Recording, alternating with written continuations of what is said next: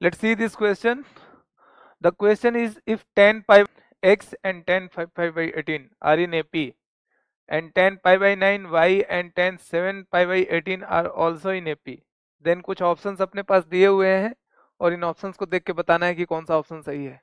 ठीक है, तो अब इसमें जो बेसिक कंसेप्ट अपन यूज करेंगे, तो ये यूज करेंगे एपी अरिथमेटिक प्रोग्रेशन का। क्या कि अगर ए बी सी एपी में है, ए बी सी एपी में है, तो ए प्लस सी बाई 2 ये क्या होता है, बी के इक्वल होता है।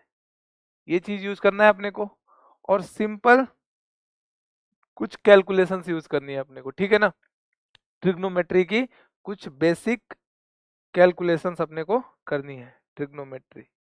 ठीक है, तो यहाँ पे क्या करेंगे अपन, पहले अपने को बोला हुआ है कि ये तीनों एपी में है, इसका मतलब x की वैल्यू 2x की वैल्यू क्या आ जाएगी, 2x की वैल्यू आ जाएगी tan पाई बाई 9 और प्लस tan 5 पाई बाई 18।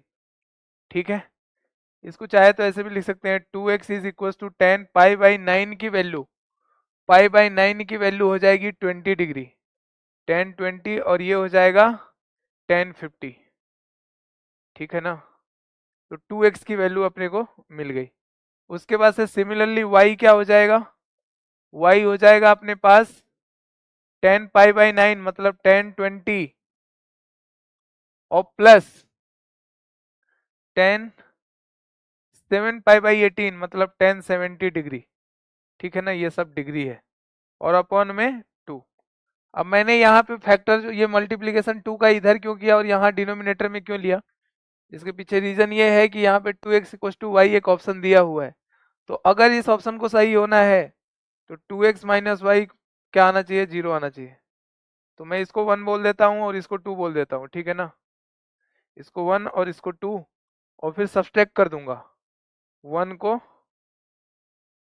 2 को 1 में से सब्सट्रैक्ट कर दिया, तो यहाँ क्या बचेगा, 2x minus y dot is equal to, अब tan 20 को लिख सकता हूँ मैं sin 20 अपॉन cos 20, और tan 50 को क्या बोल सकता हूँ, tan 50 को cot 40 भी बोल सकता हूँ। tan 50 को मैं क्या बोल सकता हूँ, tan pi by 2 minus 40 degree, मतलब tan 90 माइनस 40 डिग्री, और tan 90 माइनस थीटा क्या होता है, cot थीटा होता है, तो इसे cot 40 भी बोल सकता हूँ।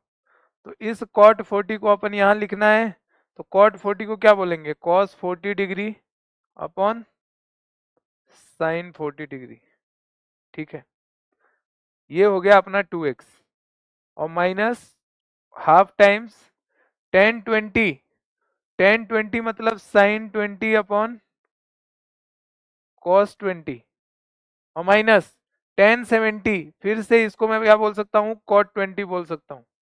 ठीक है ना, तो cot 20 को क्या बोलते हैं, cos 20 upon sin 20, cos 20 upon sin 20। ठीक है, ये हो गई बात। ठीक है, अब इसको सिंपली क्या करना है, सिंप्लीफाई करना है। तो भैया यहाँ से sin 20 दिख रहा है, इधर cos 40, इधर डिनोमिनेटर अलग अलग है, बट अगर मैं इसको देखूं इस पर्टिकुलर को, तो ये क्या है, 2 sin 20 इंटू cos 20 लिखा हुआ है, 2 sin 20 इंटू cos 20 लिखा हुआ है। अब cos 20 अपने पास है, तो 2 sin 20 से ऊपर नीचे यहाँ मल्टीप्लाई कर देते हैं, तो ऊपर आ जाएगा 2 sin स्क्वायर 20, और ये तो वैसे ही रहेगा cos 40। ठीक है, और डिनोमिनेटर में आ जाएगा sin 40। ठीक है, और minus half times sin square 20, sorry यहाँ पे प्लस है, sin square 20 plus cos square 20 1 हो गया, और 1 अपॉन इस 2 को अंदर लेके चले जाते हैं, तो ये बचेगा 1 अपॉन में 2 sin 20 cos 20, तो sin 40 डिग्री। ठीक है ना, अब देख लो भैया, 2 sin स्क्वायर 20 और माइनस 1 क्या होता है, माइनस कॉस 2 थीटा वाले फॉर्मूले से, ये हो जाएगा माइनस कॉस 40 और प्लस कॉस 40 अपने पास है, और अपॉन डिनोमिनेटर में है साइन 40 डिग्री, तो वैल्यू आ गई 0 के इक्वल। इसका मतलब ये है, इसका मतलब साफ साफ ये है कि 2x माइनस वाई 0 के बराबर है, तो 2x की वैल्यू क्या हो जाएगी, y के इक्वल हो जाएगी। तो ऑप्शन ए अपने को सही होता हुआ दिख रहा है। ठीक है, अगर ऑप्शन ए सही है तो ऑप्शन सी गलत होगा, इस बात की गारंटी है। और हम नन ऑफ दिस का भी कोई रोल नहीं है। ठीक है ना। और x ग्रेटर देन 2 एक ऑप्शन अपने पास दिया हुआ है, तो भैया x की वैल्यू क्या आएगी यहां से? अगर मैं x की वैल्यू देखने जाऊं तो x की वैल्यू आएगी 10 π/9 प्लस 10 5/18/2। तो अगर 10 π/9 को लिखे, 10 π/9 मतलब साइन 20 अपॉन कॉस 20, तो ये वैल्यू भी 1 से छोटी है, और इधर वाली वैल्यू भी 10 50 साइन 50 अपॉन कॉस 50।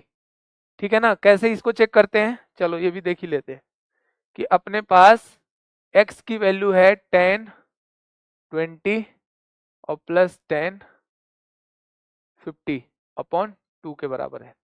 अब इसको चेक करना है कि ये 2 से बड़ी है कि नहीं है। अपने को चेक करने जाना है x ग्रेटर देन 2 है कि नहीं है। अगर x ग्रेटर देन 2 होगा, अगर ये ग्रेटर देन 2 होगा, तो इसका मतलब कि 10 20 और प्लस 10 50 इसको ग्रेटर देन 4 होना पड़ेगा। ये अपन चेक करने जा रहे हैं। ठीक है ना। अब भाई देखो, साइन और कॉस का एक ही साथ ग्राफ बना दो। ये साइन का ग्राफ हो गया, ठीक है, और ये हो गया कॉस का ग्राफ। ठीक है, 0 से 2 पाई तक हमने दोनों को बना दिया। ठीक है ना। ये है कॉस का ग्राफ और ये है साइन का ग्राफ। ठीक है, अब देखो यहां पे जो वैल्यू आती है, ये जो वैल्यू आती है अपने पास, ये वैल्यू आती है π/4 के इक्वल, π/4 के इक्वल आती है।